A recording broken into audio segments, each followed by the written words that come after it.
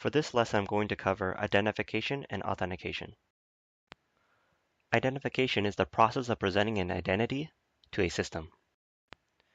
It is when you claim to be a particular user to gain access to the system. The claim could be in the form of providing your username during the login process, or placing your finger on a scanner, giving your name as a guest list, or any other form in which you claim an identity for the purpose of gaining access.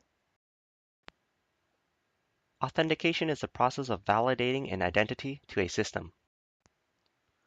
This means checking the validity of the identity before the authorization phase. The process of checking the validity of the identity in support of the claim identity must be strong to detect imposters.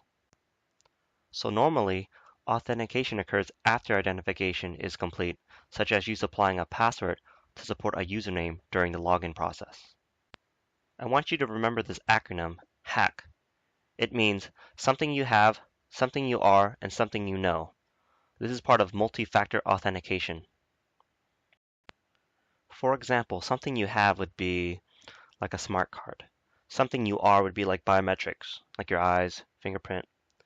Something you know would be like a password or a PIN number. The primary difference between identification and authentication is identification relates to the provision of an identity, whereas authentication relates to the checks made to ensure the validity of a claimed identity. All right, what does this mean? For example, identification process involves making a claim to an identity, whereas the authentication process involves proving the identity.